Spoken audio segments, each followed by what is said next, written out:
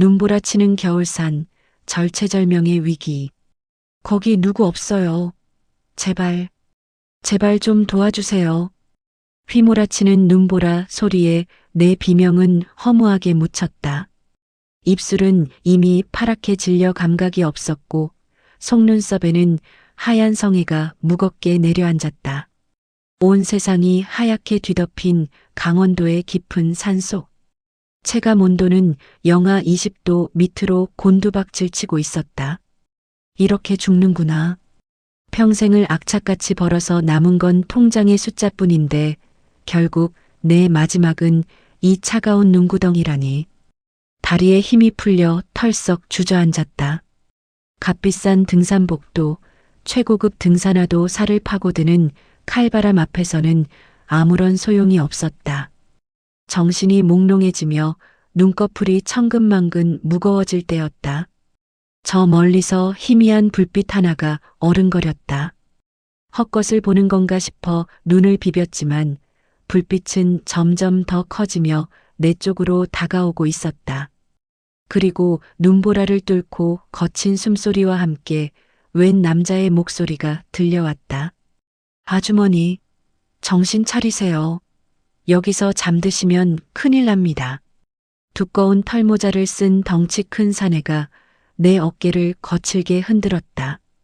나는 흐려지는 초점 속에서 그 남자의 억세고 투박한 손을 잡았다. 그 손은 내가 평생 잡아본 그 어떤 것보다 거칠었지만 동시에 난로처럼 뜨거웠다. 살려주세요. 내 마지막 애원을 끝으로 나는 그 남자의 품으로 쓰러지듯 의식을 잃었다. 이것이 나와 그 사람, 김동수 씨와의 운명적인 첫 만남이었다. 사건 발생 3일 전 서울의 고급 사무실. 내 이름은 박수정.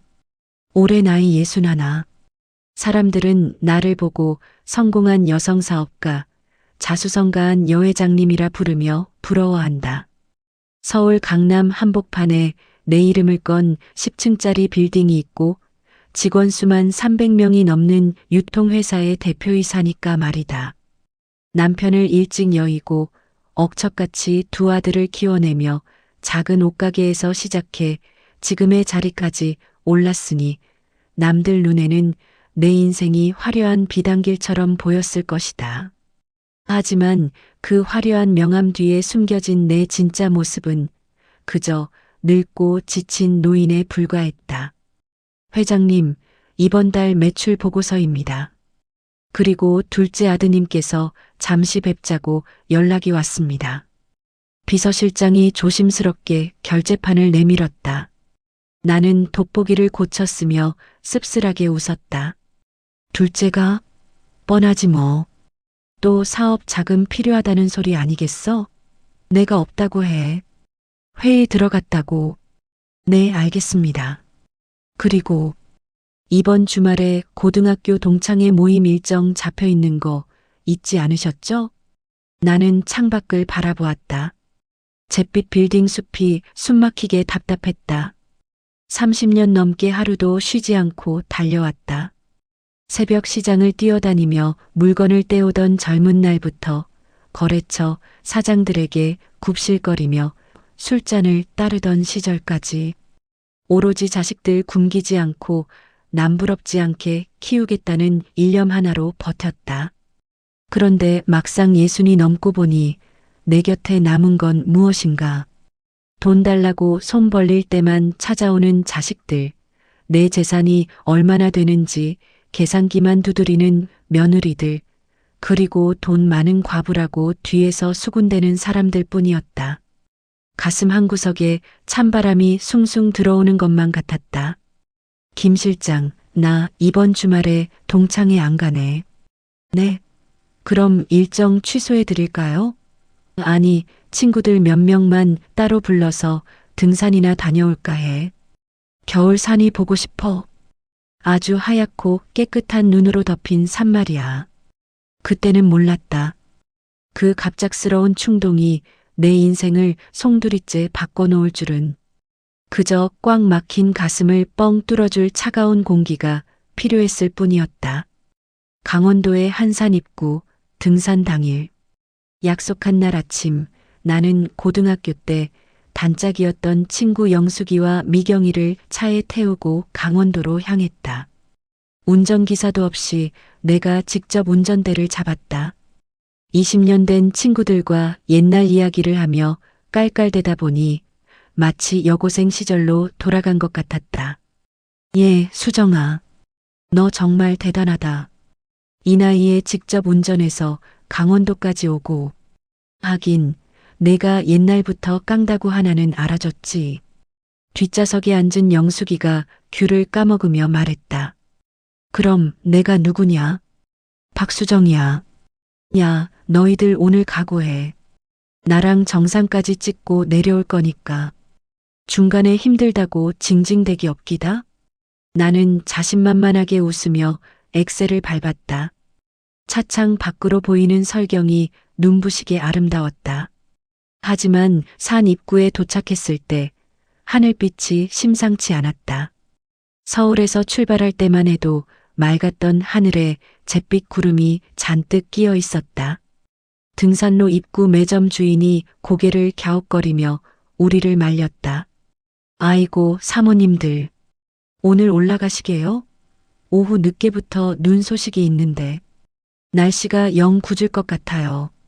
그냥 밑에서 산책이나 하시지. 평소에 나였다면 그 말을 귀담아 들었을 것이다. 나는 사업을 할 때도 돌다리도 두들겨보고 건너는 신중한 사람이었다. 하지만 그날따라 왠지 모를 오기가 발동했다. 내 마음속에 쌓인 답답함을 저 산 꼭대기에 올라가서 소리 한번 시원하게 지르고 털어버리고 싶다는 욕망이 이성을 눌러버렸다. 사장님, 걱정 마세요. 저희 장비 다 챙겨왔고 조금만 올라갔다가 내려올 거예요. 여기까지 왔는데 그냥 가면 섭섭하잖아요. 나는 친구들을 재촉해 산을 오르기 시작했다. 초입은 완만했고 바람도 시원하게 느껴졌다. 뽀드득거리는 눈 밟는 소리가 귓가를 간지럽혔다. 우리는 기념사진도 찍고 보온병에 담아온 커피도 마시며 즐겁게 산을 올랐다. 그러나 산 중턱을 지날 무렵부터 상황이 달라지기 시작했다. 갑자기 바람이 거세지더니 쌀알 같은 눈이 흩날리기 시작했다. 친구 미경이가 숨을 헐떡이며 주저앉았다. 수정아, 나 더는 못 가겠어. 무릎도 시큰거리고 눈도 오잖아. 우리 그냥 내려가자. 영숙이도 거들었다. 그래, 날씨가 너무 안 좋아진다. 욕심 부리지 말고 내려가자. 응?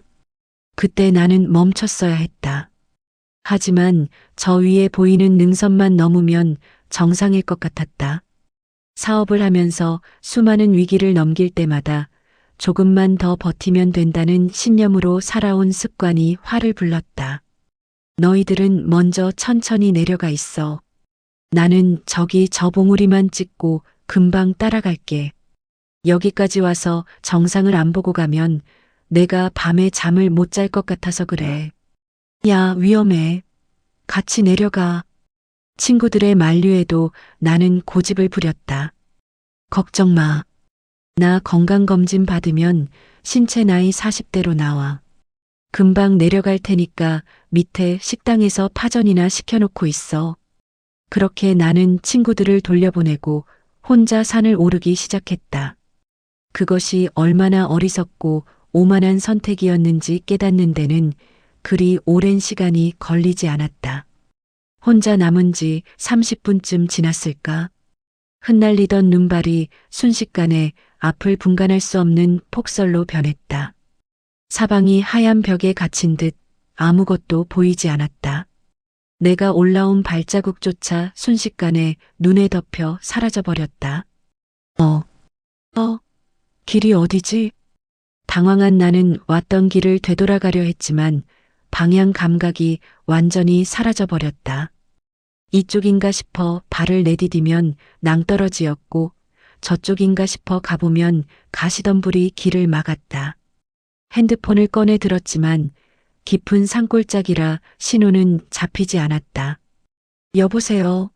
영수가, 미경아. 소리쳐 불렀지만 돌아오는 건 윙윙거리는 바람 소리뿐이었다. 덜컥 겁이 났다. 심장이 미친 듯이 뛰었다. 수백억짜리 계약을 앞두고도 눈 하나 깜짝 안 하던 나였지만 대자연의 위험 앞에서는 한낱 나약한 늙은이에 불과했다. 체온은 급격히 떨어졌다. 땀이 식으면서 오단이 얼음장처럼 차가워졌다. 턱이 덜덜 떨려 이가 부딪히는 소리가 딱딱 났다. 내려가야 해. 무조건 아래로 내려가야 해. 무작정 비탈길을 내려가던 순간이었다. 눈 속에 숨겨져 있던 빙판을 밟는 바람에 몸이 공중으로 붕 떴다. 아! 비명지를 새도 없이 나는 비탈 아래로 굴러떨어졌다. 온몸이 바위에 부딪히고 나뭇가지에 긁혔다. 한참을 구르다 멈췄을 때 오른쪽 발목에서 극심한 통증이 밀려왔다. 으윽! 일어나려 했지만 발목이 퉁퉁 부어오른 게 눈에 보일 정도였다. 꼼짝도 할 수 없었다. 시간은 벌써 오후 5시를 넘어가고 있었다. 겨울산의 해는 너무나 짧았다. 순식간에 어둠이 깔리기 시작했다. 어둠과 추위, 그리고 고립, 공포가 엄습했다. 가져온 핫팩은 이미 식어버렸고 보온병의 물도 다 마신 상태였다. 나는 나무 등걸에 기대어 몸을 웅크렸다. 내가 왜 그랬을까? 친구들 말 듣고 내려갈걸? 그깟 자존심이 뭐라고. 후회가 밀물처럼 밀려왔다. 평생을 남에게 지기 싫어 악착같이 살아왔는데 그 결과가 고작 이 차가운 산속에서의 고독사라니. 허망했다. 내 장례식장에 찾아와서 겉봐. 노인네가 주책 없이 산에 가더니 꼴 좋다며 수군거릴 사람들의 얼굴이 떠올랐다. 안 돼. 나 아직 못 해본 게 너무 많은데.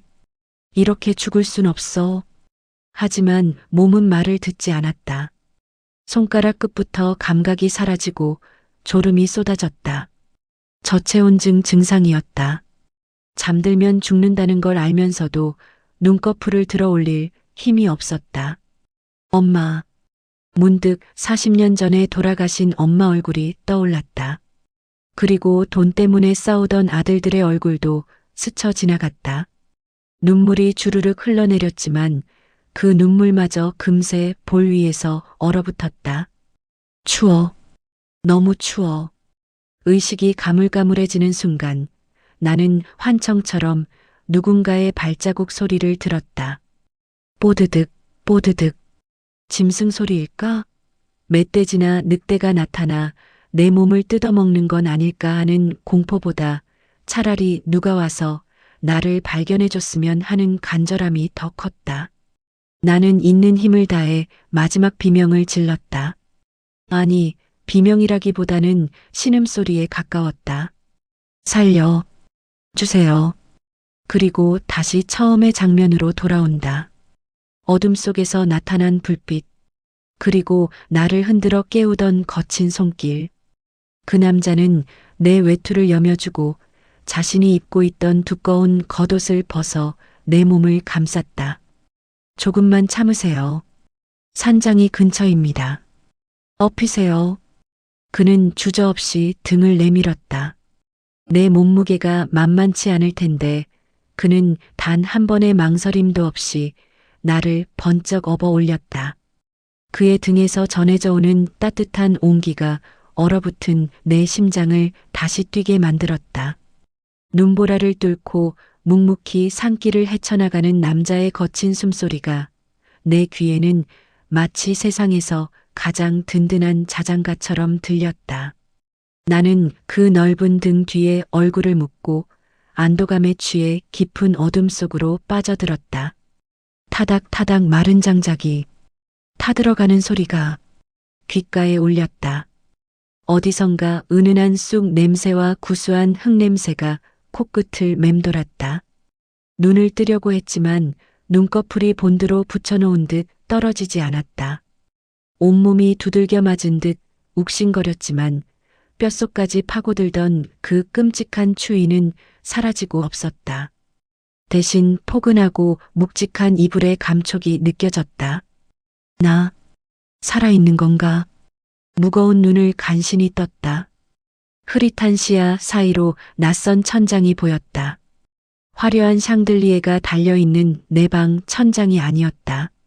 시커멓게 그을린 석가래와 황토를 바른 투박한 벽. 그리고 천장에 매달린 메주 몇 덩이.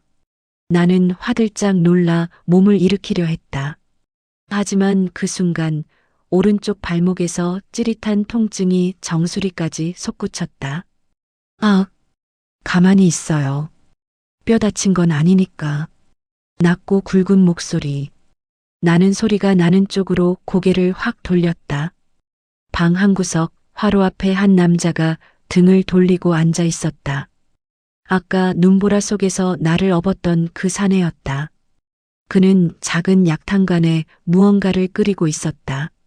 실내를 비추는 건 호롱불 하나와 화로의 불빛뿐이라 사내의 얼굴이 잘 보이지 않았다. 나는 본능적으로 이불을 끌어당겨 몸을 가렸다. 사회에서의 습관처럼 방어적인 태도가 먼저 튀어나왔다. 여기가 어디죠? 그리고 당신은 누구세요? 남자가 천천히 몸을 돌렸다. 불빛에 드러난 그의 얼굴은 내 예상보다 훨씬 젊어 보였지만 동시에 야생동물 같은 거친 기운이 흘렀다. 짙은 눈썹, 부리부리한 눈매, 며칠은 깎지 않은 듯한 거뭇거뭇한 수염. 나이는 얼추 40쯤 되어 보일까? 낡은 군용 깔깔이를 걸치고 있는 모습이 영락없는 산골 사람이었다. 그는 무심한 표정으로 끓이던 약사발을 들고 내 쪽으로 다가왔다. 여긴 태백산 줄기 끝자락에 있는 내 산장입니다. 이름은 김동수고요. 아주머니, 운 좋은 줄 아세요. 10분만 늦었어도 저체온증으로 심장 멎었을 겁니다. 아주머니? 나는 그 단어에 순간 울컥했다. 회사에서는 회장님, 밖에서는 사모님 소리만 듣고 살았는데 대뜸 아주머니라니. 게다가 말투에는 묘하게 가시가 돋쳐 있었다. 저기요, 젊은 양반. 말은 좀 가려서 합시다. 내가 그쪽한테 빚진 건 알겠는데 다짜고짜 아주머니라니요? 그리고 핸드폰 좀 빌려줘요. 우리 아들들한테 연락해야 하니까. 나는 짐짓 권위적인 목소리를 냈다. 평소 직원들을 다룰 때 쓰던 상대를 기선 제압하는 말투였다. 하지만 이 산속의 남자에게 내 명함 따위는 통하지 않는 모양이었다. 그는 콧방귀를 뀌며 약사발을 내 앞에 턱 내려놓았다. 전하, 이 폭설에 기지국이 터질 리가 있습니까?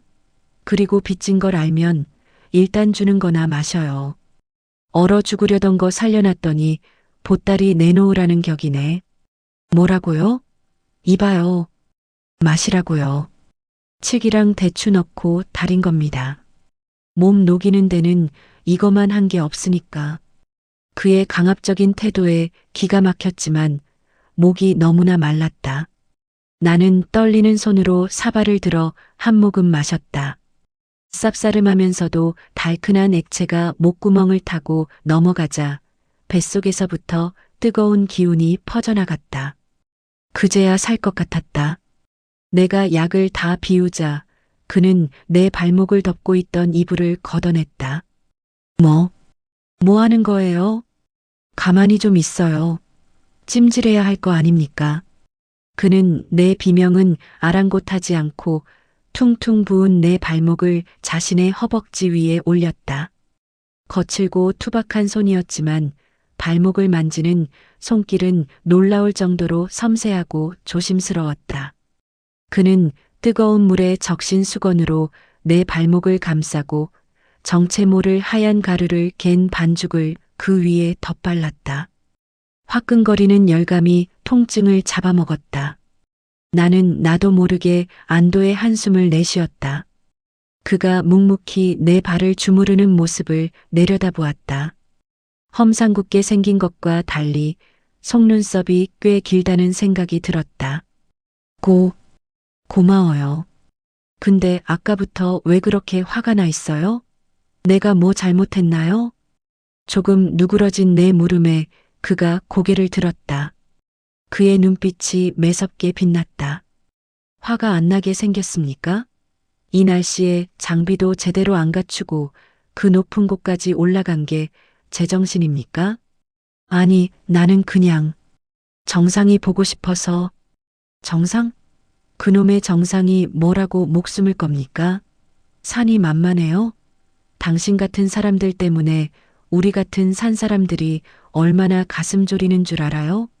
봄 되면 눈 녹으면서 시신으로 발견되는 사람이 한둘인 줄 아십니까? 그는 버럭 소리를 질렀다. 나는 깜짝 놀라 어깨를 움츠렸다. 평생 남을 호통치며 살았지.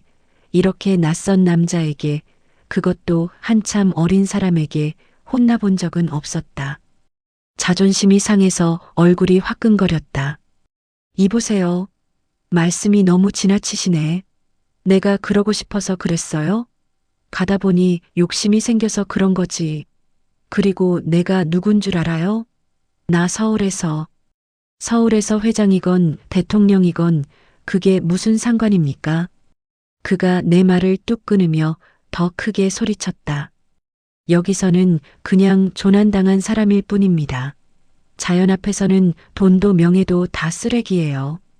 오직 살려고 하는 의지, 그리고 겸손함. 그거 없으면 죽는 겁니다.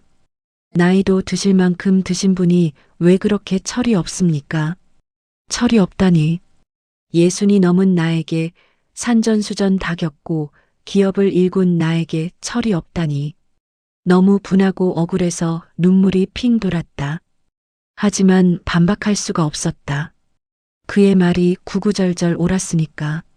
창밖에서는 여전히 미친 듯이 바람이 울부짖고 있었고, 이 남자가 아니었다면 나는 지금쯤 저 차가운 눈 속에서 꽁꽁 얼어붙은 시체가 되어 있었을 테니까. 나는 입을 꾹 다물고 고개를 돌렸다. 눈물이 볼을 타고 주르륵 흘러내렸다. 서러움과 안도감, 그리고 부끄러움이 뒤섞인 복잡한 감정이었다. 방 안에는 어색한 정적이 흘렀다. 장작 타는 소리만이 그 빈 공간을 채웠다. 잠시 후 그가 한숨을 푹 쉬더니 자리에서 일어났다. 말이 심했다면 미안합니다. 워낙 산에서 무모하게 굴다가 사고당하는 사람들을 많이 봐서요. 화부터 났네요. 그의 사과가 뜻밖이라 나는 멍하니 그를 쳐다보았다. 그는 쑥스러운 듯 뒷머리를 극적이며 부엌 쪽으로 걸어갔다. 배고프죠? 아침부터 아무것도 못 먹었을 텐데. 죽 좀 쑤어올 테니까 좀 누워 계세요.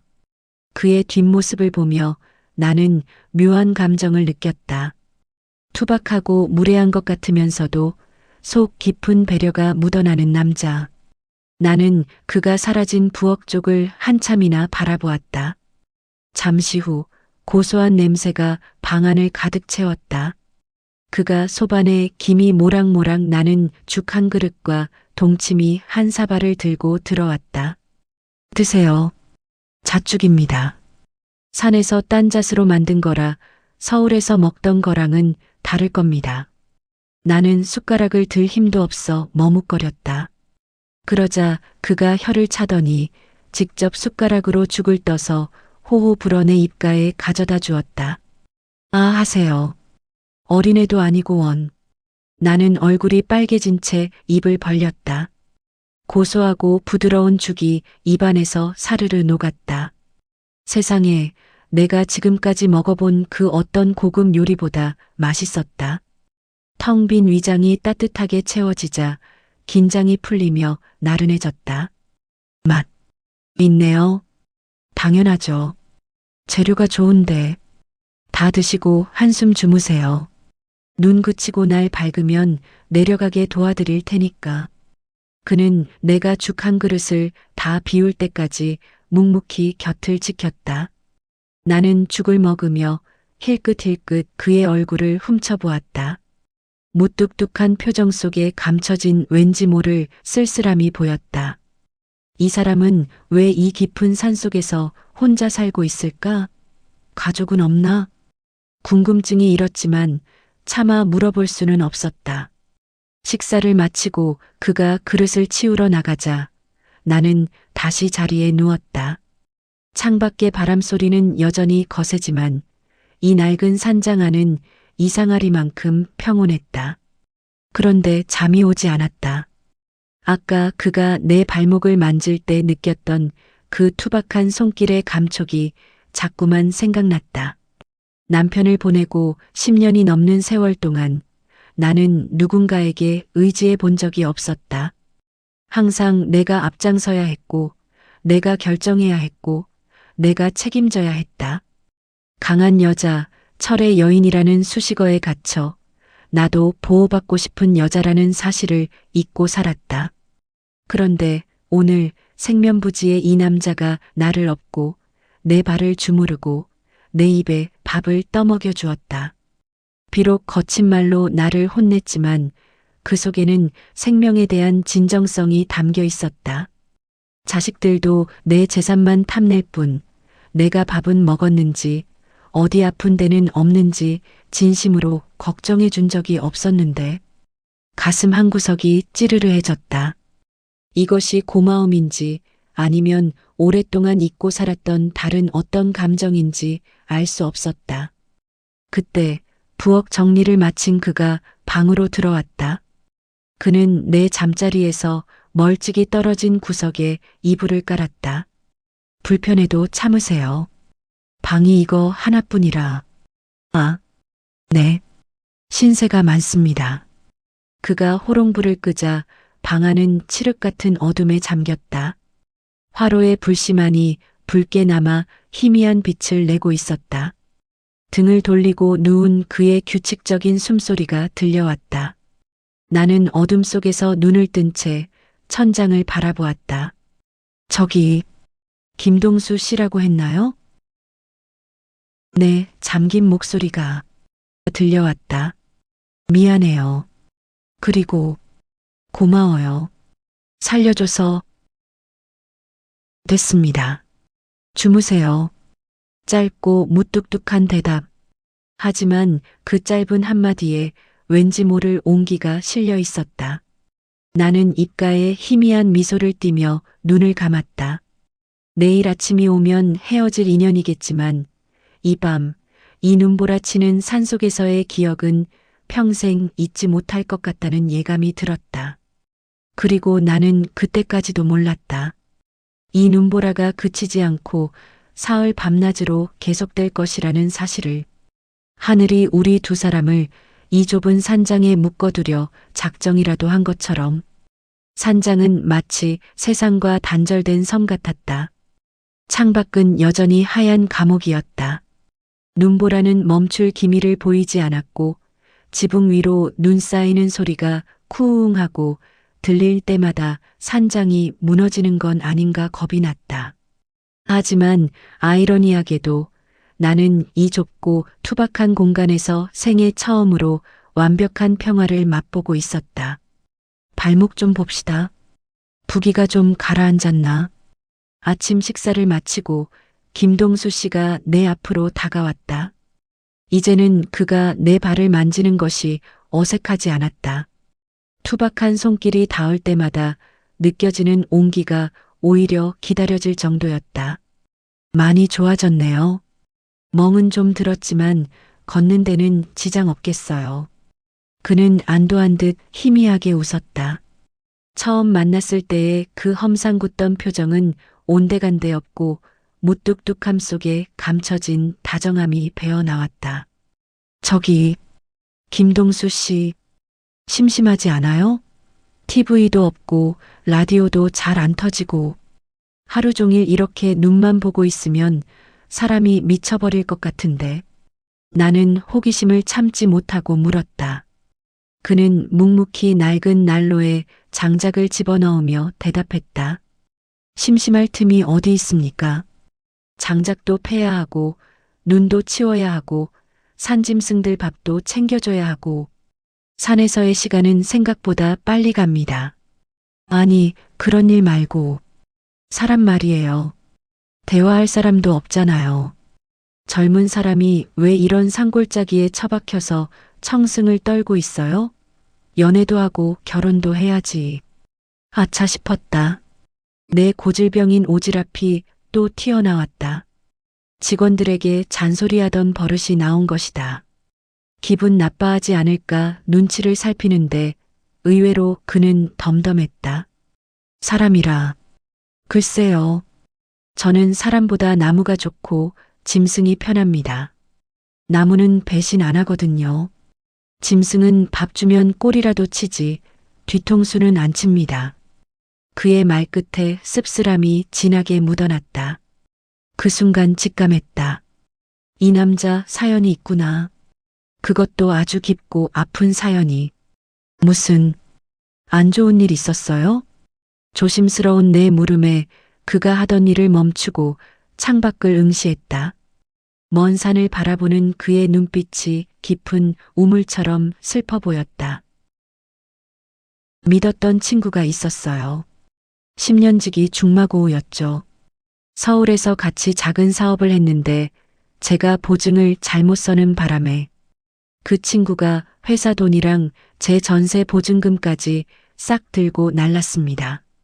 세상에, 돈 잃은 건 둘째 치고 사람에 대한 믿음이 깨지니까 못 살겠더라고요. 빚쟁이들한테 시달리고 부모님은 화병으로 돌아가시고 그때 깨달았죠. 아, 도시는 내가 살 곳이 아니구나. 그래서 도망치듯 들어온 게 여기 태백산입니다. 벌써 10년이 다 돼가네요. 그의 담담한 고백이 내 가슴을 후벼 팠다. 40세, 한창 사회에서 일하고 가정을 꾸릴 나이에 그는 인간에게 받은 상처로 스스로를 유배시킨 것이었다. 그의 이야기는 남의 이야기가 아니었다. 나 역시 평생을 돈과 사람 사이에서 치대며 살아오지 않았던가. 나도, 그래요. 나도 모르게 내 속내를 털어놓기 시작했다. 누구에게도 심지어 자식들에게도 하지 못했던 말들이 본물 터지듯 쏟아져 나왔다. 사람들은 나보고 성공했다고 해요. 빌딩도 있고 돈도 많으니까. 근데요, 동수 씨. 나는 집에 들어가면 말 한마디 할 사람이 없어요. 남편은 일찍 갔고 아들 둘 있는 건 명절 때나 얼굴 비추면서 엄마 사업 자금 좀 줘. 엄마 유산 미리 좀 주면 안 돼? 이 소리만 해요. 나는 씁쓸하게 웃으며 말을 이었다. 어떨 때는 내가 돈 찍어내는 기계인가 싶어. 밥은 먹었냐? 아픈 데는 없냐? 따뜻한 말 한마디 건네는 놈이 없어. 내가 죽으면 내 영정사진 앞에서 울기나 할까? 아니면 유산 싸움하느라 바쁠까? 그게 무서워서 잠이 안 와요. 내 눈에서 주책맞게 눈물이 흘러내렸다. 낯선 남자 앞에서 이게 무슨 추태인가 싶어 황급히 손등으로 눈물을 훔쳤다. 그때였다. 거친 손 하나가 내 앞에 불쑥 내밀어졌다. 꼬깃꼬깃한 손수건이었다. 오세요. 참지 말고. 산에서는 그래도 됩니다. 누가 볼 사람도 없는데 못하러 체면 차립니까? 그의 투박한 위로에 나는 결국 엉엉 소리 내어 울고 말았다. 회장 박수정이 아니라 외롭고 지친 예순한 살의 박수정이 되어 어린아이처럼 울었다. 그는 내가 울음을 그칠 때까지 묵묵히 곁을 지켜주었다. 아무 말 없이 그저 난로의 불씨를 뒤적이며 타닥거리는 장작 소리로 내 울음소리를 감싸주었다. 한참을 울고 났더니 속이 후련했다. 민망함에 고개를 못 들고 있는데 그가 툭 한마디 던졌다. 배고프죠? 고구마나 구워 먹읍시다. 그는 화로에 넣어두었던 고구마를 꺼내 호호 불어 반을 쪼개 내밀었다. 노란 속살에서 피어오르는 김이 우리 사이의 어색함을 녹여주었다. 뜨거우니까 조심해요. 우리는 나란히 앉아 고구마를 먹었다. 달콤하고 따뜻했다. 문득 그를 바라보았다. 40살 그리고 61살. 아들뻘이라고 해도 될 나이 차이였다. 하지만 이상하게도 그에게서 느껴지는 건 아들의 철없음이 아니라 아버지 같은 듬직함과 남편 같은 편안함이었다. 이 사람 참 단단한 사람이구나. 겉은 거칠어도 속은 옹골찬 나무 같아. 그 역시 나를 바라보고 있었다. 그의 눈빛이 묘하게 흔들렸다. 신기하네요.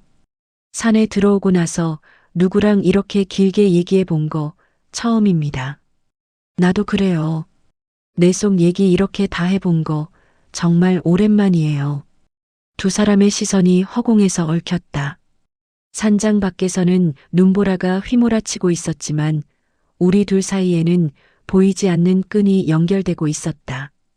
외로움과 외로움이 만나 서로를 알아보는 순간이었다. 그날 밤 나는 잠을 설쳤다. 옆자리에서 들려오는 그의 숨소리가 유난히 크게 들렸다. 미쳤어, 박수정. 주책이야. 나이 61에 무슨. 애써 마음을 다잡으려 했지만 가슴이 콩닥거리는 건 어쩔 수 없었다. 내 인생에 다시는 없을 것 같았던 설렘이라는 감정이 이 폭설 속에 피어난 눈꽃처럼 조용히 내려앉고 있었다. 3일째 되는 날 폭설이 잦아들었다. 다음 날 아침 눈을 뜨니 창밖이 환했다. 사흘 내내 퍼붓던 눈이 거짓말처럼 그치고 맑은 햇살이 눈 덮인 산을 비추고 있었다. 눈이 부실 정도로 아름다운 풍경이었지만 내 마음 한구석에는 이제 가야 하는구나 하는 아쉬움이 먼저 차올랐다. 김동수 씨가 문을 열고 들어왔다.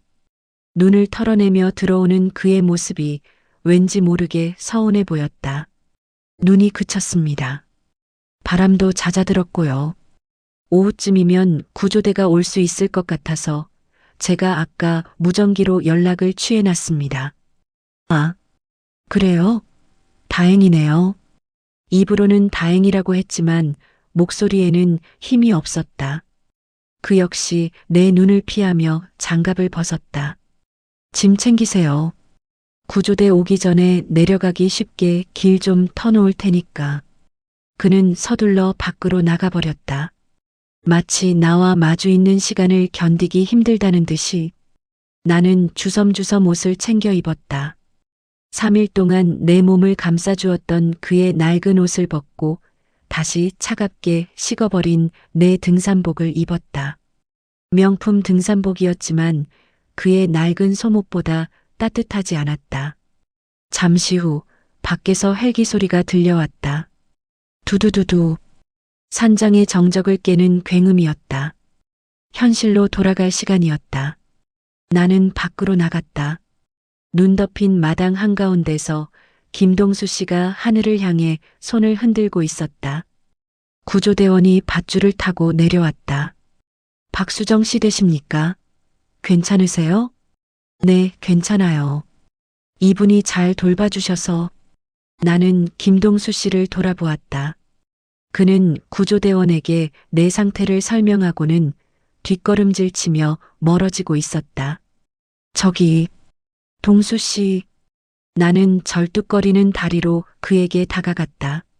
할 말이 너무 많은데 무슨 말부터 해야 할지 알 수 없었다. 고맙다는 말로는 부족했고 다시 보자는 말은 염치 없어 보였다. 고마웠어요. 정말 잊지 않을게요. 나중에 꼭 한번 찾아와도 될까요? 용기를 내어 물었다.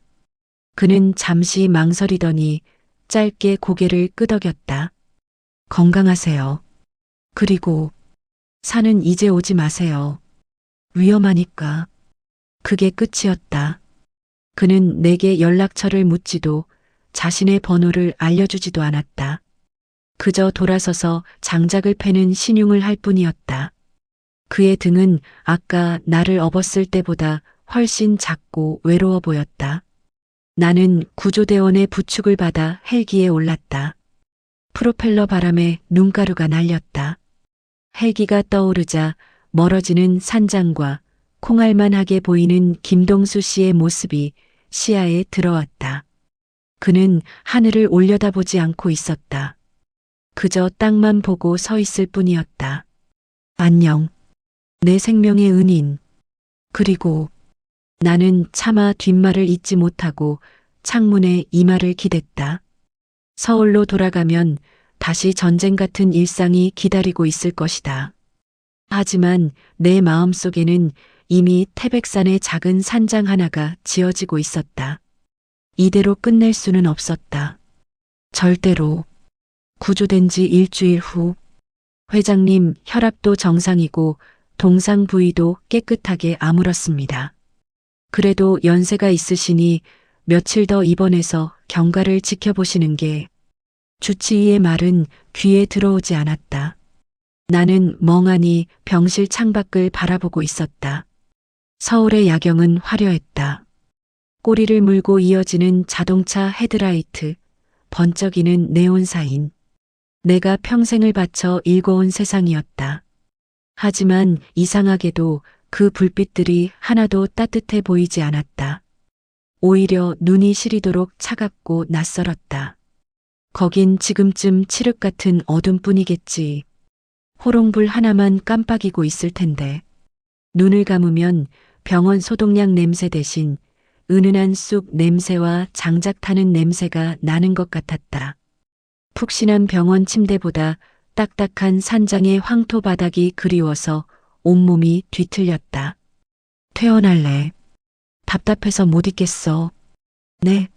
하지만 회장님. 김 실장 차 대기시켜. 집으로 간다.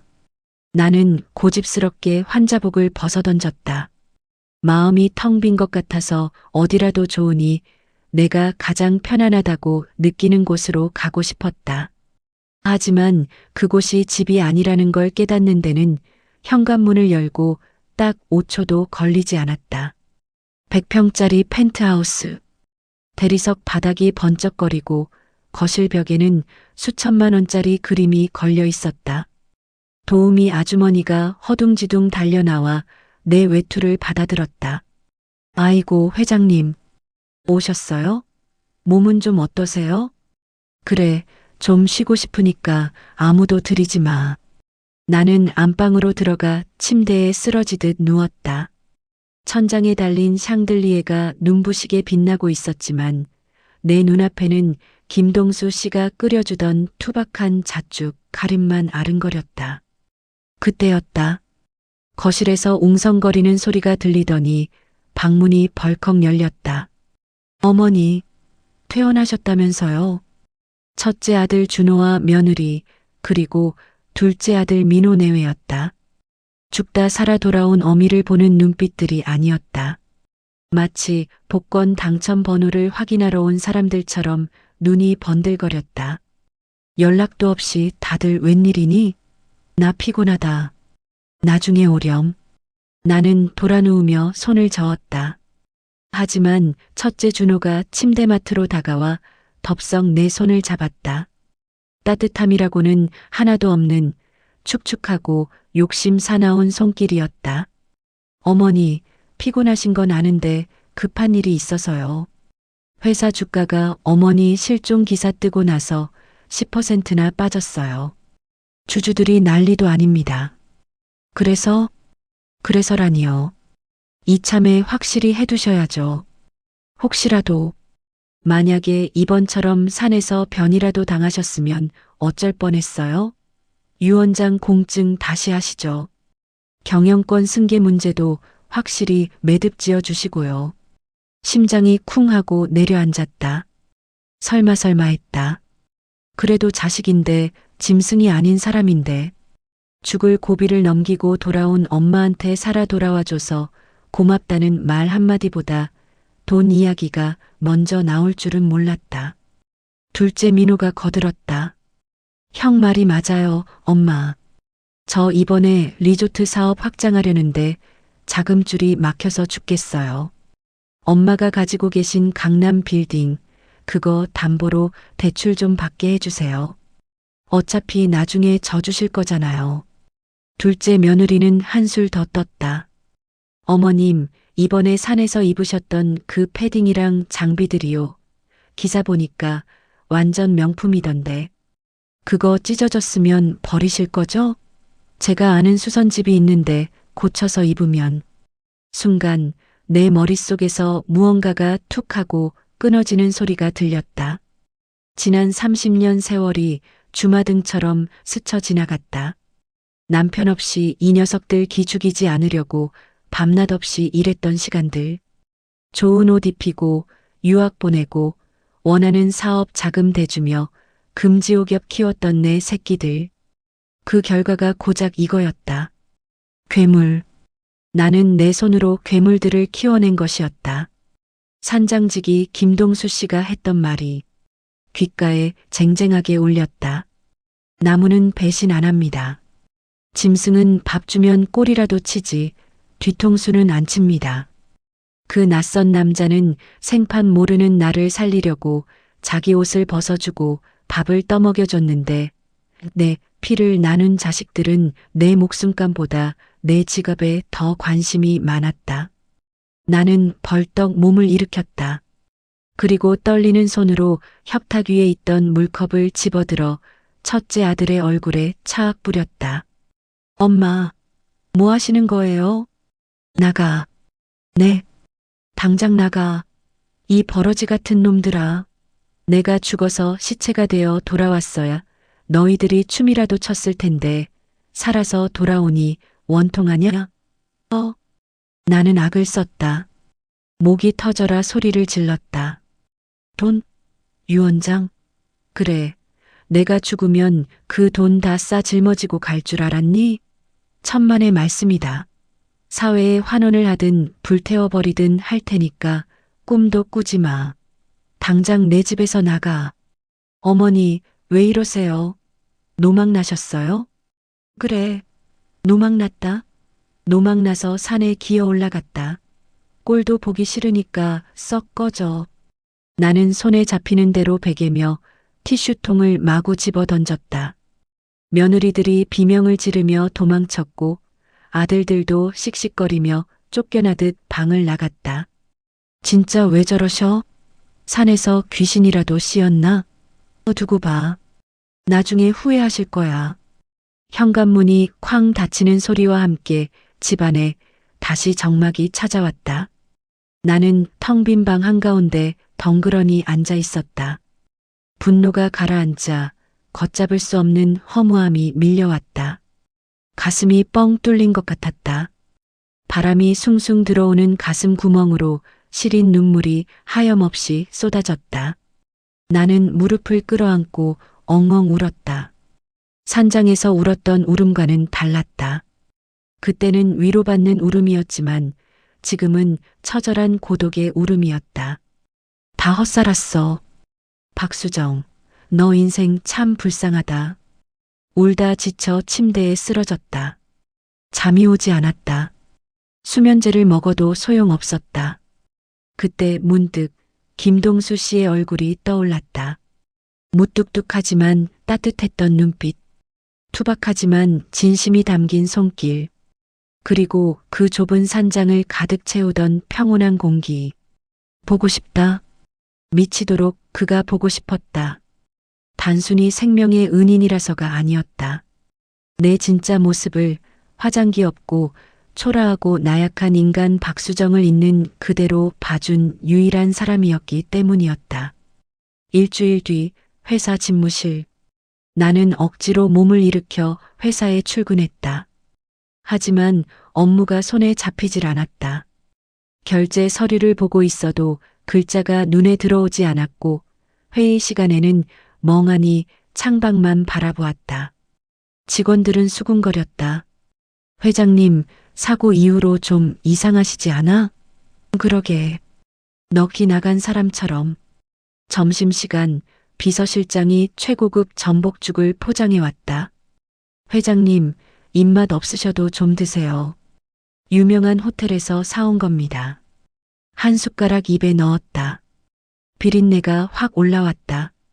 씹을수록 모래알을 씹는 것 같았다. 숟가락을 내려놓았다. 산장에서 먹었던 김치 하나 없어도 꿀맛 같았던 그 잣죽 맛이 아니었다. 못 살겠다. 이대로는 숨이 막혀 죽을 것 같았다. 내 영혼은 아직 그 눈 덮인 산장에 머물러 있는데 껍데기만 서울에 와서 연극을 하고 있는 기분이었다. 나는 자리에서 벌떡 일어났다. 김 실장, 오후 스케줄 다 취소해. 네. 하지만 3시에 중요한 미팅이. 취소하라고 했어. 그리고 당분간 나 찾지 마. 핸드폰도 꺼둘 거니까. 나는 핸드백을 집어들고 사무실을 뛰쳐나왔다. 지하 주차장으로 내려가 내 차에 시동을 걸었다. 내비게이션에 목적지를 찍지 않았다. 내 손과 발이 기억하고 있었다. 강원도 태백, 그 눈 덮인 산으로 가는 길을.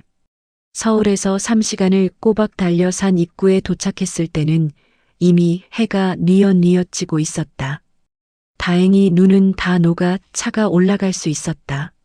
하지만 산장까지는 차로 갈 수 없는 험한 길이었다. 나는 차를 세워두고 등산화 끈을 조염했다. 지난번처럼 무모한 산행이 아니었다. 배낭에는 그에게 줄 선물들을 가득 챙겼다. 최고급 한우, 과일, 그리고 내복.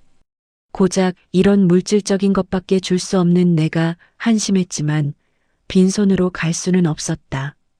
숨이 턱 끝까지 차올랐다. 발목이 시큰거렸지만 멈출 수 없었다. 어둠이 내려앉은 산길, 저 멀리 익숙한 불빛이 보였다. 심장이 미친 듯이 뛰었다. 터질 것만 같았다. 계실까? 혹시 어디 가셨으면 어떡하지? 나를 기억이나 할까? 수많은 걱정을 안고 산장 마당에 들어섰다. 마당에는 그가 패놓은 장작이 수북이 쌓여 있었고 굴뚝에서는 하얀 연기가 피어오르고 있었다. 계세요? 떨리는 목소리로 불렀다. 대답이 없었다. 다시 한번 용기를 내어 문을 두드렸다. 김동수 씨, 계세요? 저, 수정이에요. 박수정. 드르륵. 미닫이 문이 열리는 소리가 났다. 그리고 그가 나타났다. 일주일 전과 똑같은 모습. 낡은 깔깔이 점퍼에 헝클어진 머리. 그는 나를 보고 귀신이라도 본 듯 눈을 크게 떴다. 아니, 여긴 어떻게? 보고 싶어서 왔어요. 내 입에서 나온 말에 나도 놀랐고 그도 놀랐다. 체면이고 자존심이고 다 버렸다. 그냥 내 마음이 시키는 대로 뱉어버렸다. 살려준가, 갚으러 왔어요. 그리고 당신이 끓여준 잣죽이 자꾸 생각나서. 그래서 말끝이 흐려지며 눈시울이 뜨거워졌다. 그는 멍하니 서 있다가 천천히 내게 다가왔다. 그의 눈동자에 내 모습이 가득 찼다. 그의 거친 손이 내 어깨에 닿았다. 꿈이 아니었다. 미쳤군요. 이 밤중에 여기가 어디라고 또 옵니까? 진짜 겁도 없는 여자네. 타박하는 말투였지만 그의 목소리는 물기 젖은 듯 떨리고 있었다. 그리고 그가 와락 나를 끌어안았다. 투박하고 땀냄새 나는 그의 품. 그곳이 바로 내가 돌아와야 할 진짜 집이었다. 잘 왔어요. 기다렸습니다. 사실은 저도. 그의 귓가에서 들리는 낮은 고백에 나는 참았던 숨을 토해내며 그의 품에 얼굴을 묻었다. 서울에서의 지옥 같았던 일주일이 눈 녹듯 사라지는 순간이었다. 하지만 우리는 몰랐다. 산장 아래 어둠 속에서 낯선 검은 그림자 하나가 우리를 지켜보고 있다는 것을. 내 뒤를 밟은 불청객. 그는 조용히 카메라 셔터를 누르고 있었다. 찰칵. 산장에서 맞는 아침은 서울과는 차원이 달랐다. 자동차 경적 소리 대신 지저귀는 새소리가, 매연 대신 맑고 찬 공기가 코끝을 간지럽혔다. 나는 부스스 눈을 떴다. 옆자리는 비어 있었지만 부엌에서 달그락거리는 소리가 들려왔다. 일어나셨어요? 김동수 씨가 쟁반을 들고 들어왔다. 김이 모락모락 나는 숭늉과 갓 구운 감자였다. 투박한 상차림이었지만 10만 원짜리 호텔 조식보다 훨씬 귀하게 느껴졌다. 잘 잤어요? 코를 좀 골던데. 그가 짓궂게 웃었다. 나는 얼굴이 빨개져서 이불을 끌어당겼다. 어머, 내가요? 거짓말. 나 잘 때 얌전해요. 거짓말은 그쪽이 하는 것 같은데. 덕분에 나는 한숨도 못 잤습니다. 우리는 서로를 마주보며 소리내어 웃었다. 그 웃음소리가 낡은 산장을 가득 채웠다. 행복했다. 내 인생에 이런 날이 올 줄은 몰랐다. 주가 등락에 가슴 졸이지 않아도 되고 며느리 눈치 보지 않아도 되는 세상. 그냥 여자 박수정과 남자 김동수로만 존재하는 시간. 식사를 마치고 우리는 마당으로 나갔다. 나는 그가 장작 패는 것을 구경하고 그는 내가 서툰 솜씨로 널어놓은 빨래를 다시 털어 널어주었다. 사소한 일상이었지만 모든 순간이 기적 같았다. 동수 씨, 우리 나중에 날 풀리면 저 아래 읍내에 나가서 장도 보고 영화도 봐요. 나 팝콘 먹으면서 영화 보는 거 20년 만에 해보고 싶어요. 그럽시다. 팝콘이 아니라 통닭도 사드릴게요. 그가 내 손을 꼭 잡았다. 거친 손바닥에 굳은 살이 내 손등을 스쳤다. 나는 그 손을 내 볼에 비볐다. 이 평화가 영원할 것만 같았다. 아니, 영원하기를 간절히 빌었다. 하지만 우리의 기도는 하늘에 닿지 못한 모양이었다. 산 아래쪽에서 굉음이 들려오기 시작했다. 부앙, 긱. 평화로운 산의 정적을 찢어버리는 날카로운 엔진 소리였다. 한 대가 아니었다. 2대, 아니 3대. 고급 SUV 차량들이 흙먼지를 일으키며 좁은 산길을 비집고 올라오고 있었다. 무슨? 김동수 씨가 도끼를 내려놓고 앞을 막아섰다. 나도 모르게 그의 등 뒤로 숨었다. 가슴이 철렁 내려앉았다. 올 것이 왔구나. 차량들이 산장 마당을 점령하듯 멈춰섰다. 검은색 세단과 SUV들. 문이 열리고 건장한 양복 입은 사내들이 우르르 내렸다. 그리고 그 사이로 익숙하고도 끔찍한 얼굴들이 나타났다. 큰아들 준호와 둘째 민호였다. 어머니, 여기 계셨어요? 준호가 씩씩거리며 다가왔다. 그의 눈은 걱정이 아니라 분노로 이글거리고 있었다. 민호는 뒤따라오며 코를 막고 인상을 찌푸렸다. 아우, 냄새. 엄마, 진짜 제정신이에요? 이런 거지 같은 데서 이딴 놈이랑 뭐하고 계신 거냐고요. 나는 덜덜 떨리는 몸을 추스르며 앞으로 나섰다. 너희들 여기가 어디라고 함부로 들어와? 당장 나가지 못해? 나가긴 어딜 나가요. 어머니 모시러 왔습니다. 아니, 구하러 왔죠. 저런 사기꾼 놈한테 홀려서 노망난 어머니를요. 준호가 김동수 씨를 손가락질하며 소리쳤다. 김동수 씨의 표정이 딱딱하게 굳었다. 말씀 조심하십시오. 사기꾼이라니요. 하? 이 자식 봐라. 연기 한번 기가 막히네. 야, 김 실장. 서류 가져와. 준호의 고갯지대 비서로 보이는 남자가 두툼한 서류 봉투를 건넸다. 준호는 봉투에서 종이 뭉치를 꺼내 내 눈앞에 들이밀었다. 바닥에 사진 몇 장이 팔락거리며 떨어졌다. 어머니, 이거 보세요. 이 자식이 어떤 놈인지 아세요? 어머니가 산에서 조난당한 거 우연인 줄 아세요? 다 계획된 거라고요. 나는 바닥에 떨어진 서류를 주워들었다. 손이 심하게 떨려 글씨가 잘 보이지 않았지만 붉은 글씨로 찍힌 도장과 문구들은 선명했다.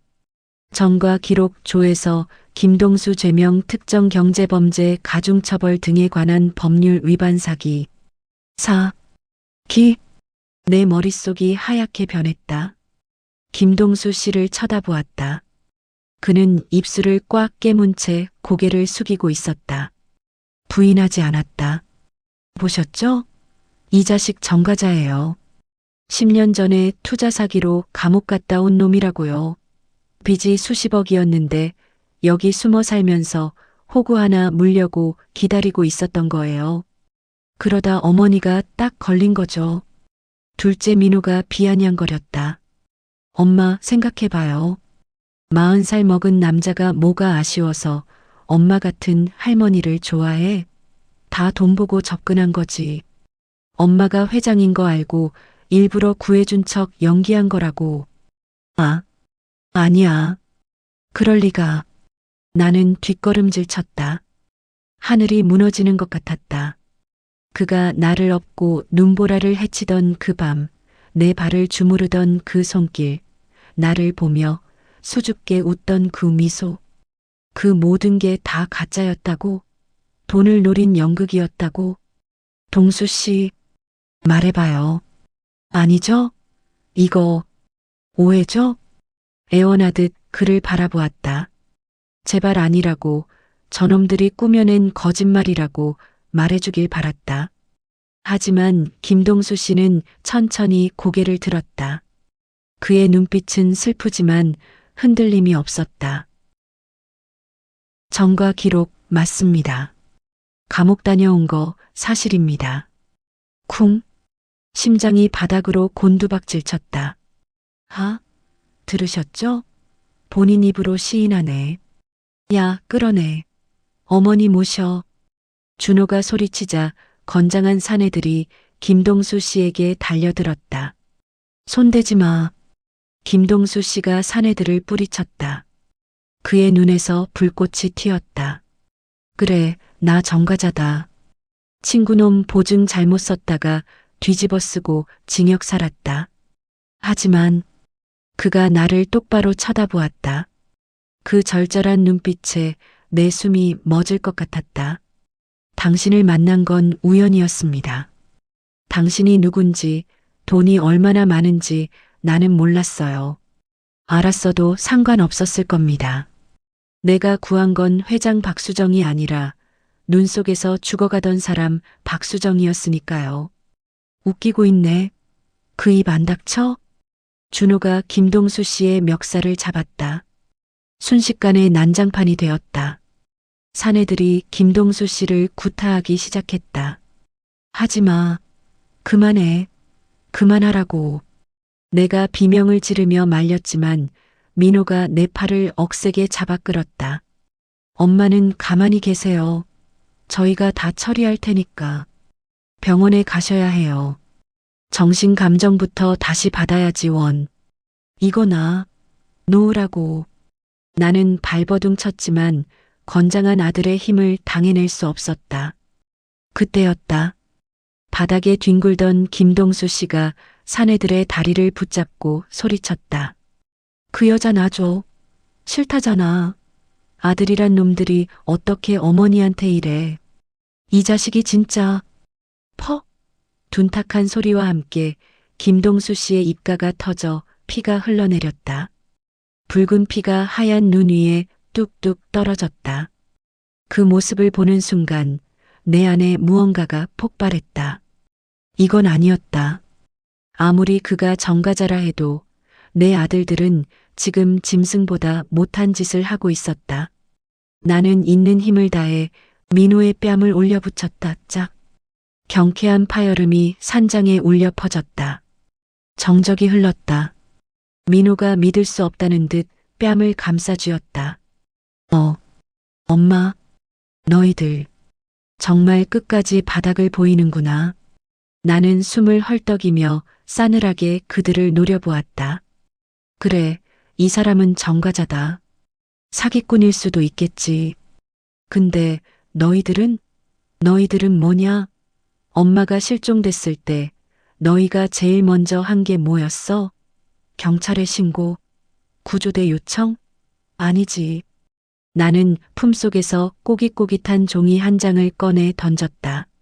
며칠 전 내가 집을 나오면서 서재 쓰레기통에서 발견했던 찢어진 메모였다. 변호사 불러서 유산 상속 비율 계산했더구나. 내가 죽으면 세금이 얼마 나오는지, 회사는 어떻게 쪼갤지, 그거부터 의논했더구나. 그게 자식이냐? 그게 사람 새끼냐? 내 호통에 준호와 민호의 얼굴이 사색이 되었다. 그건 오해세요. 저희는 혹시 몰라서. 닥쳐. 더 이상 변명 듣고 싶지 않다. 나는 비틀거리며 김동수 씨에게 다가갔다. 피를 흘리며 쓰러져 있는 그를 일으켜 세웠다. 내 손수건으로 그의 입가를 닦아주었다. 눈물이 앞을 가려 그의 얼굴이 흐릿하게 보였다. 미안해요. 나 때문에. 정말 미안해요. 괜찮아요. 수정 씨 잘못 아닙니다. 그는 그 와중에도 내 걱정뿐이었다. 퉁퉁 부은 눈으로 나를 안심시키려 애쓰는 그 모습에 가슴이 미어졌다. 나는 결심했다. 더 이상 물러서지 않겠다고. 내 인생의 마지막 행복을 이 썩어빠진 핏줄들에게 빼앗기지 않겠다고. 나는 아들들을 향해 돌아섰다. 내 눈빛은 그 어느 때보다 차갑고 단호했다. 잘 들어라. 나는 오늘부로 너희들과 인연을 끊는다. 네. 어머니. 그게 무슨 말씀이세요? 내 재산? 회사? 단 한 푼도 너희에게 주지 않겠다. 전 재산 사회 환원 서류, 내일 당장 변호사 불러서 작성할 거다. 그리고 나는 김동수 씨의 손을 꽉 잡았다. 이 사람과 함께 살 거다. 사기꾼이든 정과자든 상관없어. 나한테 따뜻한 밥 한 끼 해준 사람, 내가 아플 때 진심으로 울어준 사람은 세상에 이 사람 하나뿐이니까. 엄마, 미쳤어? 진짜 노망 났어? 준호가 고래고래 소리를 지르며 달려들려 했다. 그때 숲속에서 사이렌 소리가 들려왔다. 위잉 마이너스 위잉 마이너스. 경찰차였다. 내가 산장에 도착하기 전 혹시 몰라 미리 신고해 둔 것이었다. 아들들이 나를 강제로 끌고 갈 것을 대비해서. 경찰 불렀다. 주거 침입에 폭행, 납치 미수까지. 현행범으로 잡혀가고 싶지 않으면 당장 내 눈앞에서 꺼져. 회장으로서의 위험, 아니, 한 인간으로서의 마지막 경고였다. 경찰차 불빛이 번쩍이자 아들들은 당황하며 웅성거렸다. 기세등등하던 모습은 사라지고 쥐새끼처럼 겁에 질린 표정들이었다. 두고 봐요. 나중에 제발 살려달라고 빌지나 마요. 준호는 악담을 퍼부으며 차에 올라탔다. 민호와 며느리들도 꽁무니를 빼듯 도망쳤다. 부하항 마이너스 차량들이 썰물처럼 빠져나가고 산장에는 다시 고요가 찾아왔다. 긴장이 풀린 탓일까? 다리에 힘이 풀려 나는 그만 주저앉고 말았다. 수정 씨, 김동수 씨가 나를 받아 안았다. 나는 그의 품에서 정신을 잃어가며 중얼거렸다. 가지 마요. 나 버리지 마요. 안 갑니다. 어디 안 가요. 내가 지킬 겁니다. 무슨 일이 있어도. 그의 절박한 목소리를 끝으로 세상이 까맣게 변했다. 하지만 그것은 끝이 아니었다. 진짜 시련은, 그리고 진짜 기적은 이제부터 시작이었다. 산장 사건 다음 날 시골 병원 병실비 삐 규칙적인 기계음 소리가 귓가를 맴돌았다. 소독약 냄새가 코를 찔렀다. 나는 무거운 눈꺼풀을 힘겹게 들어 올렸다. 하얀 천장, 링거줄, 그리고 창밖으로 보이는 앙상한 겨울 나무까지.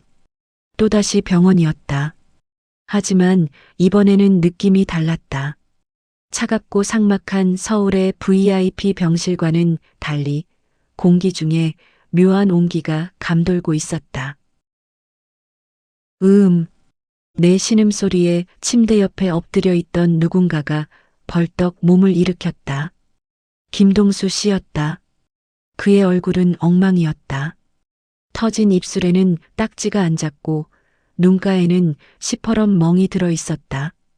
헝클어진 머리에 꼬질꼬질한 점퍼 차림. 누가 봐도 볼품없는 행색이었지만 내 눈에는 세상 그 누구보다 귀한 사람으로 보였다. 수정 씨, 정신이 들어요? 나 알아보겠습니까? 그가 내 손을 덥석 잡았다. 그의 눈이 금세 그렁그렁해졌다. 동수 씨, 얼굴이 왜 그래요? 나 때문에. 나는 떨리는 손을 들어 그의 상처 입은 볼을 어루만졌다. 그는 내 손바닥에 얼굴을 부비며 안도의 한숨을 내쉬었다. 나는 괜찮아요. 당신 쓰러지고 얼마나 놀랐는지. 의사 선생님이 극심한 스트레스의 탈진이라고 푹 쉬면 된다고 해서 한시름 놓았습니다. 바보. 자기 몸이나 챙기지. 우리는 한참이나 서로를 바라보았다. 말하지 않아도 마음이 통했다.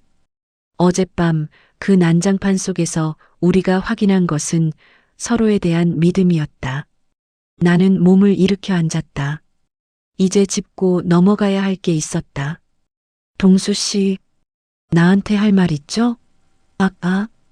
그 사람들이 말한 전과 기록 말이에요. 그의 어깨가 움찔했다. 그는 고개를 떨구고 내 시선을 피했다. 미안합니다. 미리 말했어야 했는데 무서웠습니다. 당신이 알면 나를 경멸하고 떠날까봐. 경멸 안 해요. 그러니까 사실대로 말해봐요. 당신 눈은 거짓말을 할 눈이 아니니까. 그는 한참 동안 침묵하다가 무겁게 입을 열었다. 10년 전 제일 친했던 고향 친구가 사업을 한다고 보증을 서달라고 했습니다. 저는 의심 없이 도장 찍어줬고요. 근데 그놈이 회사 돈 횡령하고 제 이름으로 사채까지 끌어다 쓰고는 필리핀으로 도망갔습니다. 그의 목소리가 가늘게 떨렸다. 법을 몰랐던 저는 꼼짝없이 덮어쓰게 됐죠. 피해자 합의금 마련하려고 부모님 집까지 팔았는데 역부족이었습니다. 결국 1년 6개월 살고 나왔습니다. 출소하고 나니 부모님은 돌아가셨고 저는 빈털터리 정과자가 되어 있더군요. 그래서 산으로 도망친 겁니다. 사람이 무서워서. 그의 눈에서 굵은 눈물방울이 뚝뚝 떨어져 내 손등을 적셨다. 내 짐작이 맞았다. 그는 사기꾼이 아니라 사람을 너무 믿어서 당한 피해자였다. 나 역시 사람을 믿었다가 배신당한 적이 한두 번이던가. 그 아픔을 누구보다 잘 아는 나였다. 됐어요. 그거면 됐어요. 나는 그를 와락 끌어안았다. 당신은 죄인이 아니에요. 그저 너무 착해서, 너무 사람을 믿어서 다친 것뿐이에요. 이제 내가 당신 믿어줄게요. 세상 사람들 다 손가락질해도 나는 당신 믿어요. 수정 씨. 그는 내 어깨에 얼굴을 묻고 어린아이처럼 울었다. 지난 10년의 억울함과 서러움을 모두 토해내는 듯한 울음이었다. 나도 그를 안고 함께 울었다. 우리의 눈물이 서로의 상처를 씻어내고 있었다. 그때 병실 문이 벌컥 열리며 정적을 깼다. 또다시 그들이었다. 큰아들 준호와 둘째 민호, 그리고 이번에는 낯선 양복쟁이 한 명까지 대동하고 있었다. 어머니, 정신 드셨어요? 준호가 뻔뻔한 얼굴로 들어왔다. 김동수 씨가 황급히 눈물을 닦고 내 앞을 가로막으려 했지만 내가 손을 들어 제지했다. 동수 씨 비켜요. 내가 해결할게요. 나는 침대에 꼿꼿이 앉아 아들들을 노려보았다. 병실 공기가 순식간에 차갑게 얼어붙었다. 여기가 어디라고 또 기어들어와? 경찰 부르기 전에 나가라고 했을 텐데. 어머니, 진정하세요. 저희가 어머니 걱정돼서 온 거지 싸우러 왔습니까? 그리고 이분은 저희 회사 고문 변호사님이십니다. 변호사라는 남자가 짐짓 점잖은 척하며 명함을 내밀었다. 안녕하십니까, 박 회장님. 김철수 변호사입니다. 다름이 아니라 자제분들께서 회장님의 건강 상태를 매우 염려하고 계십니다.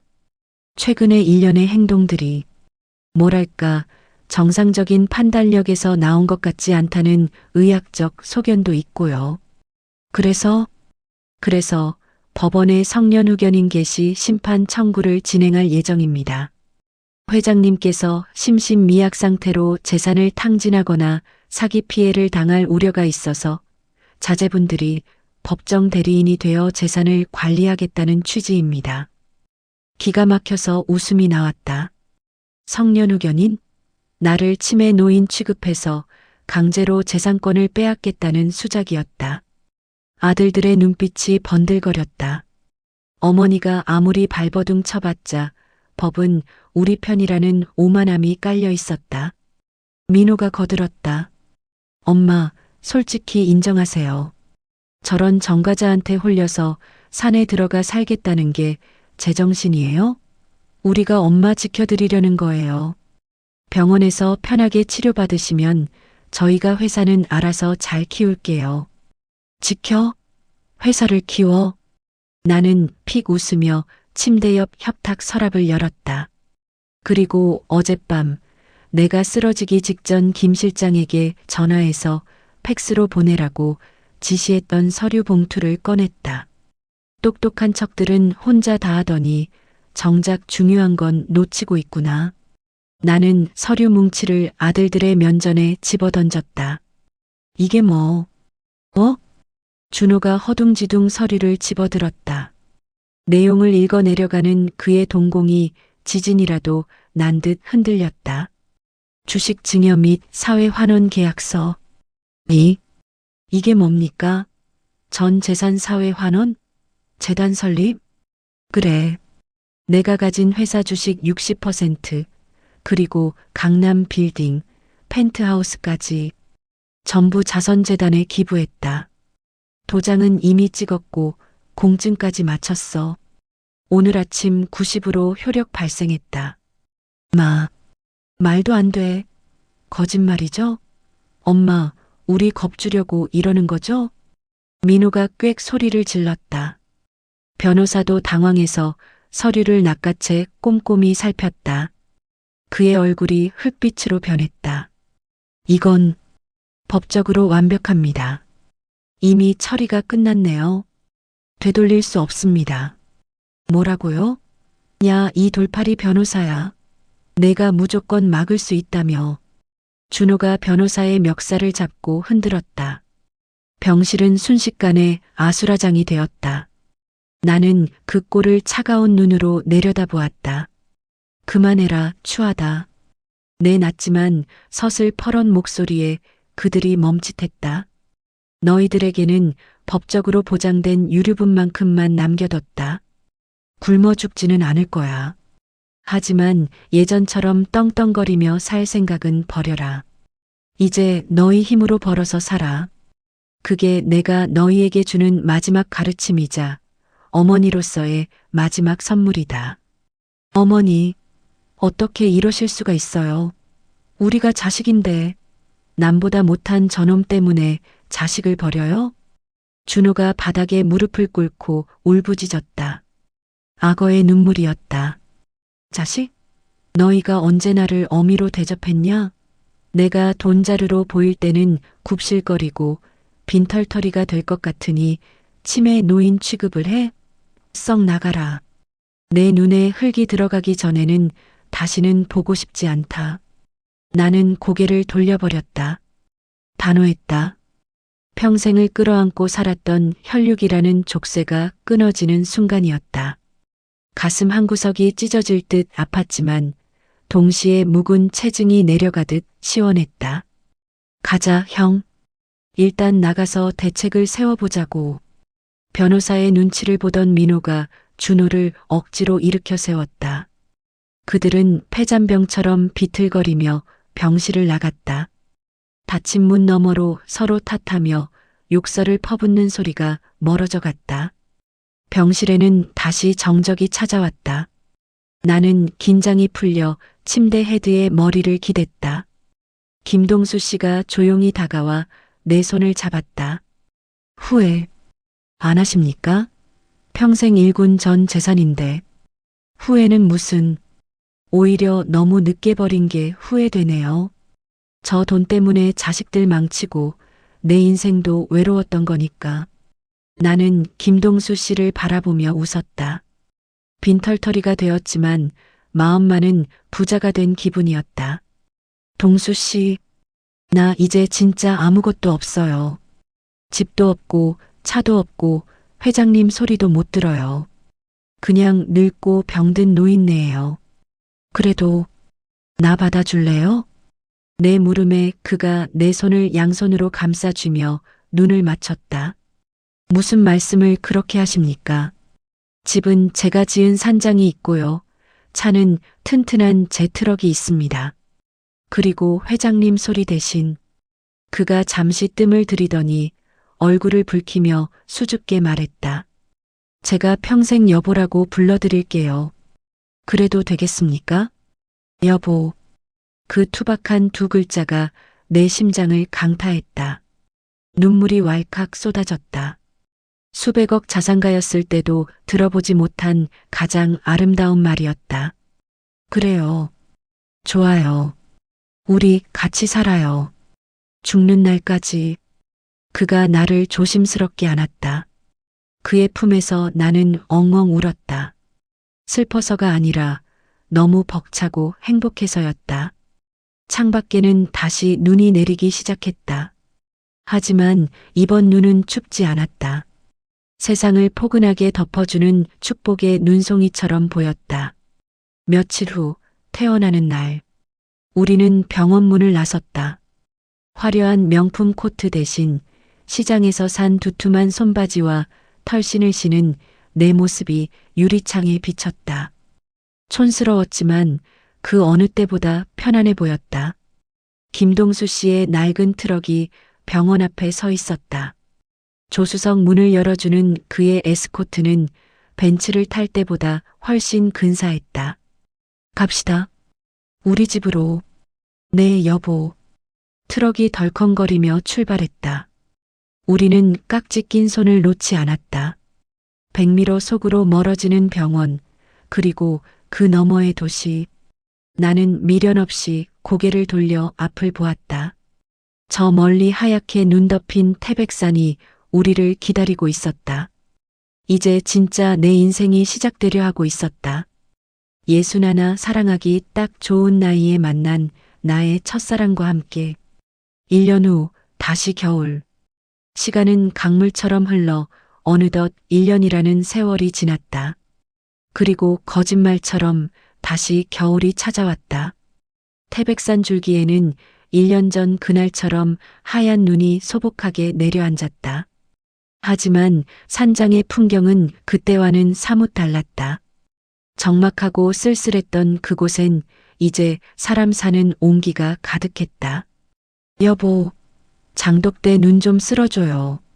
동치미 꺼내야 하는데 길이 꽁꽁 얼었네. 부엌문이 열리고 뽀글뽀글한 파마머리에 몸빼 바지를 입은 여자가 고개를 내밀었다. 바로 나 박수정이었다.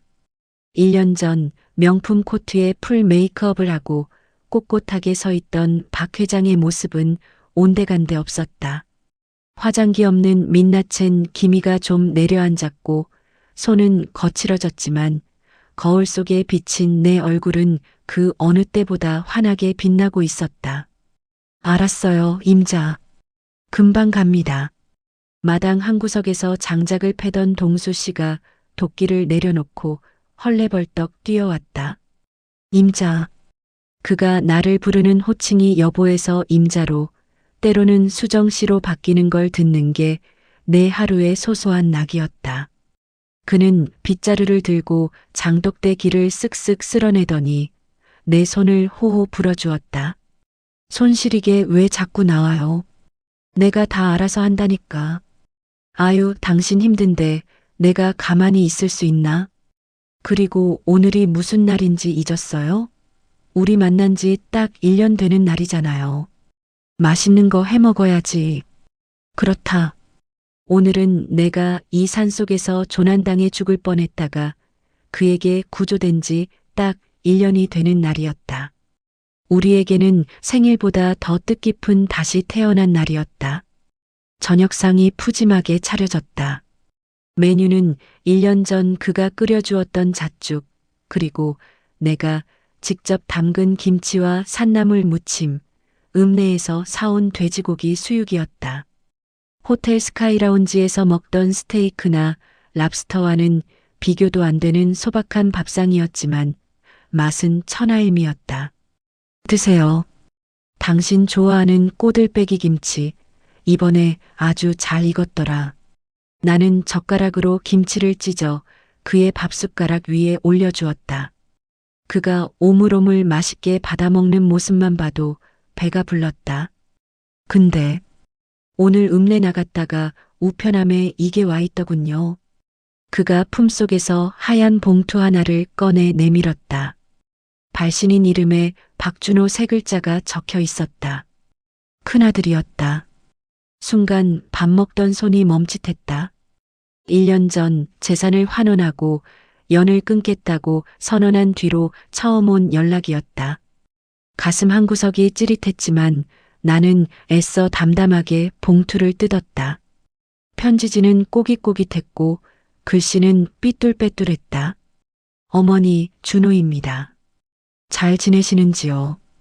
태백에는 눈이 많이 왔다던데 걱정이 됩니다. 저와 민호는 많이 변했습니다. 어머니가 떠나시고 빈털터리가 되어서야 깨달았습니다. 우리가 누렸던 모든 게 어머니의 피땀이었다는 걸요. 처음엔 원망도 많이 했습니다. 하지만 막상 제 힘으로 돈을 벌어보려니 세상이 얼마나 무서운 곳인지 알겠더군요. 지금은 작은 중소기업 영업직으로 뛰고 있습니다. 민우도 택배 일을 시작했고요. 힘들지만 땀 흘려번 돈으로 아이들 과자 사줄 때 처음으로 뿌듯함을 느꼈습니다. 어머니 죄송합니다. 그리고 보고 싶습니다. 언젠가 저희가 좀 더 떳떳한 사람이 되면 그때 한번 찾아뵙고 큰절 올리고 싶습니다. 건강하세요. 편지를 읽는 내 눈에서 눈물 한 방울이 톡 떨어져 편지지를 적셨다. 서러움의 눈물이 아니었다. 안도와 기특함의 눈물이었다. 내 모진 결단이 결국 자식들을 사람 만들었구나 하는 생각에 가슴이 먹먹해졌다. 뭐라고 합니까? 동수 씨가 걱정스러운 눈빛으로 물었다. 다들 잘 산대요. 사람 구실하면서 이제야 철이 좀 드나 봐요. 다행이네요. 정말 다행입니다. 그가 내 어깨를 토닥여 주었다. 나는 편지를 곱게 접어 서랍 깊숙한 곳에 넣었다. 당장 답장을 하지는 않을 것이다. 그들이 스스로의 삶을 온전히 감당할 수 있을 때까지 멀리서 지켜봐 주는 것이 어미로서의 마지막 사랑일 테니까. 여보, 술 한잔 할까요? 좋죠. 당신이 담근 더덕주 개봉합시다. 우리는 술잔을 기울였다. 알싸한 더덕향이 목을 타고 넘어갔다. 창밖에는 1년 전처럼 눈보라가 치고 있었지만 우리는 더 이상 춥지도 두렵지도 않았다. 서로가 서로의 난로가 되어주고 있었으니까. 있잖아요, 동수 씨. 나 가끔 그런 생각해요. 만약 그날 내가 산에 오르지 않았다면, 눈보라를 만나지 않았다면 어땠을까? 내 말에 그가 피식 웃었다. 어땠을 것 같은데요? 아마 지금쯤 서울 펜트하우스에서 외로움에 떨며 수면제나 먹고 있었겠죠. 돈은 많지만 마음은 가난한 할머니로 늙어갔을 거예요. 나는 그의 손을 잡았다. 고마워요. 내 생명을 구해준 것도 고맙지만 나한테 진짜 사는 재미를 알려줘서 더 고마워요. 나이는 내가 당신보다 21살이나 많지만 인생은 당신한테 다시 배우고 있어요. 무슨 말씀을요? 저야말로 당신 덕분에 지옥에서 빠져나왔습니다. 사람 믿는 게 죽기보다 무서웠던 놈이 이제는 당신 없으면 하루도 못 살게 됐잖아요. 그는 내 손등에 입을 맞추었다. 그의 눈가에 잡힌 주름조차 사랑스러워 보였다. 우리는 밥상을 치우고 나란히 마루에 앉았다. 따뜻한 차를 마시며 눈 내리는 풍경을 바라보았다. 62세와 41세. 남들이 보면 주책이라고 혹은 이상한 관계라고 손가락질할지 모른다. 하지만 뭐 어떤가. 사랑에는 국경도 없다는데 고작 나이 따위가 무슨 대수란 말인가. 우리는 서로의 흰 머리카락을 뽑아주고 아픈 무릎을 주물러주며 그렇게 늙어갈 것이다. 동수 씨, 내 소원이 뭔 줄 알아요? 뭔데요? 말만 해요. 저 별이라도 따다 줄 테니까. 별은 됐고요. 그냥 내년 겨울에도 후년 겨울에도 10년 뒤 겨울에도 이렇게 당신이랑 나란히 앉아서 눈 구경하는 거.